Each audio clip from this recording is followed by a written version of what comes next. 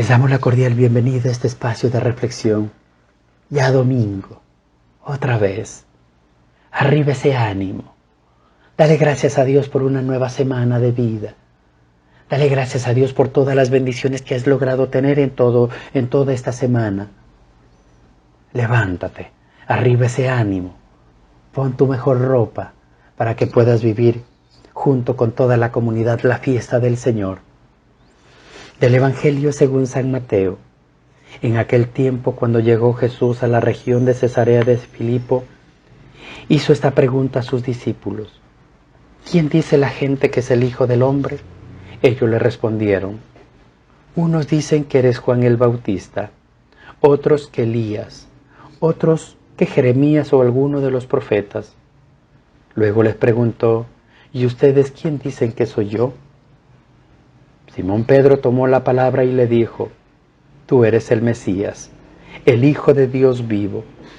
Jesús le dijo entonces: dichoso tú, Simón, hijo de Juan, porque esto no te lo ha revelado ningún hombre, sino mi Padre que está en los cielos. Y yo te digo a ti, que tú eres Pedro, y sobre esta piedra edificaré mi iglesia.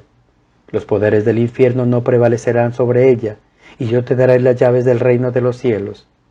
Todo lo que ates en la tierra quedará atado en el cielo, y todo lo que desates en la tierra quedará desatado en el cielo.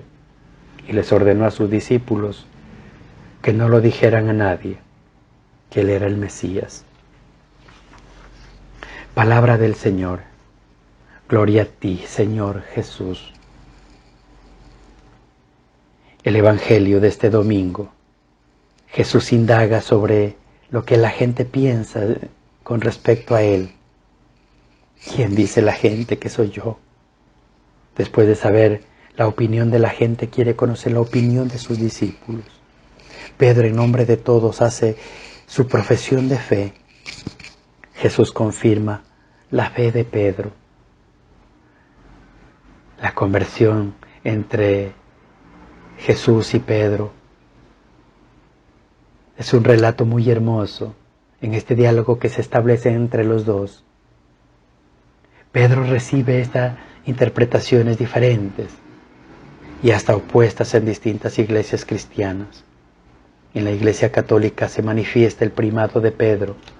Por esto, sin disminuir el significado del texto, conviene colocarlo en el contexto del Evangelio de Mateo, en la cual en otros pasajes la misma cualidad conferida a Pedro son atribuidas también a otras personas. No son, por lo tanto, exclusividad de éste. Es bueno siempre tener presente que el Evangelio de Mateo ha sido escrito hacia el final del primer siglo para las comunidades de judíos convertidos que vivían en la región de Galilea y de Siria. Eran comunidades que habían sufrido mucho y que habían sido perseguidas por muchas dudas sobre su fe en Jesús. El Evangelio de Mateo trata de ayudarles a superar la crisis y a confirmar la fe en Cristo Jesús, el Mesías, que ha venido a cumplir las promesas del Antiguo Testamento. Las opiniones de la gente y de los discípulos. Jesús pide la opinión de la gente sobre Él. Las respuestas son variadas. Juan el Bautista, Elías, Jeremías, cualquier profeta.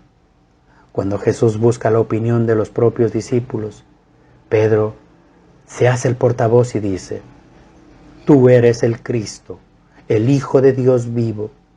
La respuesta de Pedro significa que conoce en Jesús el cumplimiento de las profecías del Antiguo Testamento y que en Jesús tenemos la revelación definitiva del Padre para nosotros. Esta confesión de Pedro no es nueva. Después de haber caminado sobre las aguas, los otros discípulos ya habían hecho esta profesión de fe: verdaderamente tú eres el Hijo de Dios. En el Evangelio de Juan, esta misma profesión de Pedro hace Marta: tú eres el Cristo, el Hijo de Dios vivo que ha de venir al mundo. Un retrato de Pedro, que era pescador de peces, se convirtió en el pescador de hombres. Estaba casado y era un hombre bueno, muy humano. Era el líder natural entre los 12 primeros discípulos de Jesús. Jesús respeta este liderazgo y hace de Pedro un animador de su primera comunidad. Antes de entrar en la comunidad Jesús, Pedro se llama Simón o Jonás, es decir, Simón, hijo de Jonás. Jesús lo llama Cefas o piedra, que después de convertirse en Pedro, se convierte en Pedro, por su naturaleza, por su carácter. Pedro podía hacerlo todo menos piedra. Era valiente en hablar, pero al mismo tiempo del peligro que se dejaba dominar del miedo y huía.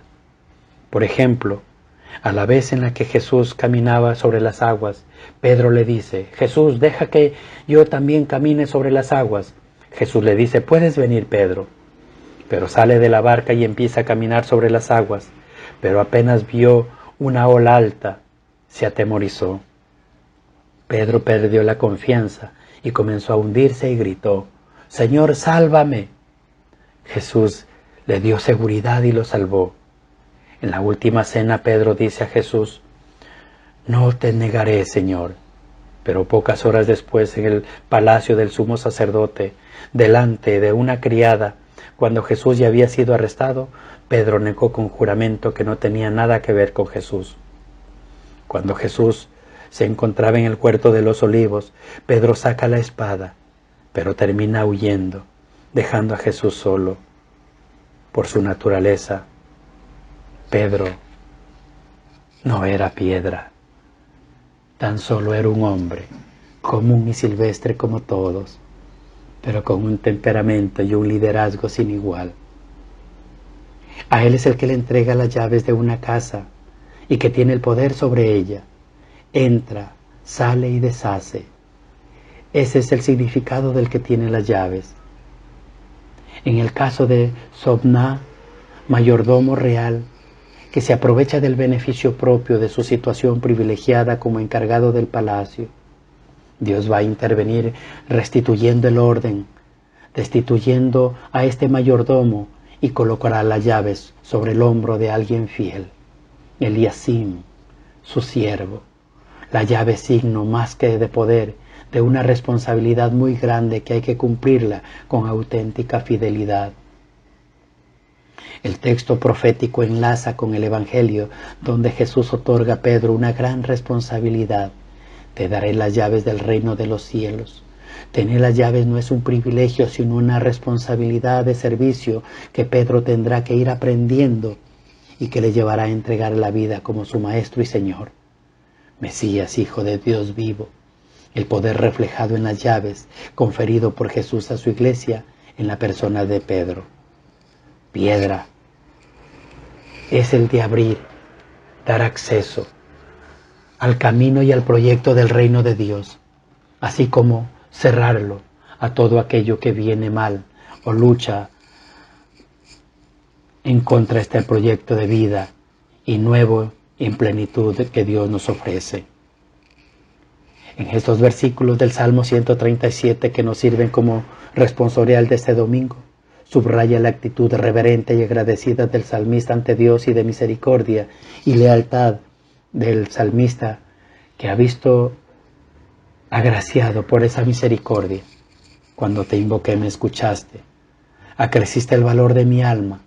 Por ello alaba y agradece desde un sentimiento profundo de humildad, y que es el Señor que se fija humildemente y de lejos conoce al soberbio. El humilde reconoce la bondad de Dios, no ve los dones de Dios como privilegio para el disfrute propio, sino más bien como un beneficio de su misericordia.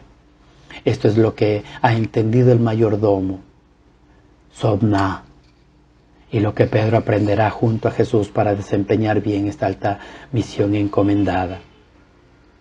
Y al mismo tiempo, en la segunda lectura que nos ofrece un breve texto de la carta a los Romanos, una especie de un pequeño himno que concluye en el capítulo 11, dedicado a reflexionar sobre el pueblo de Israel, el cual el apóstol espera la conversión por el Dios que no ha rechazado a su pueblo de elección. Todo el plan de Dios, todo su proyecto de salvación en favor de todos, es lo que hace Pablo al expresar admiración por el conocimiento de Dios. Abismo de generosidad y sabiduría, insondable en sus decisiones, irrastreable en sus caminos, imposible conocer la mente de Dios pero todo lo que sale de ella es bueno para el mundo y para el ser humano, pues Dios es origen, guía y meta del universo. Todo lo ha hecho bien y bueno para nosotros. Dios, abismo insondable de amor, al que solo cabe glorificar. Y el Evangelio finalmente nos pone en esta línea, que Jesús lanza a los discípulos la pregunta, ¿quién dicen que soy yo? Para llegar a la pregunta que a Él le interesa formular. ¿Y ustedes, quién dicen que soy yo? La gente ya tiene una opinión formulada sobre Jesús. Juan Bautista resucitado, Elías que aparece a la llegada del Mesías, o un profeta. Estas opiniones apuntan desde luego a la singularidad de la persona de Jesús. Es alguien especial, pero ¿y para los discípulos? Pedro se adelanta y responde afirmando que Jesús es el Mesías, el Hijo de Dios. Se trata de una respuesta inspirada. Pedro no sabe en realidad su significativo, como mostrará el Evangelio del próximo domingo, que es continuidad de este. Esta respuesta de Pedro obedece a una inspiración de lo alto. No viene de la carne y de la sangre. Esta respuesta confirma a Pedro en una misión que se le encomienda y que, para llevarla adelante, necesita saber el verdadero significado de la misma y no lo que él se imaginaba. Siguiendo a Jesús día a día irá comprendiendo el sentido de su respuesta inspirada y la responsabilidad de su misión de ser piedra de las iglesias de Jesús, representada en ciernes de los apóstoles testigos de estas cosas. Entendiendo poco a poco el mesianismo de Jesús como entrega y servicio, estará preparado para desempeñar su propia entrega y servicio. Llaves, atar, desatar, poder responsable que se traduce en un servicio eclesial a todos como primado, en el orden de la fe, de la verdad, de la integridad del Evangelio y de la caridad solícita, velado por el bien del rebaño del buen pastor. Gloria al Padre, al Hijo y al Espíritu Santo, como era en el principio, ahora y siempre, por los siglos de los siglos. Amén.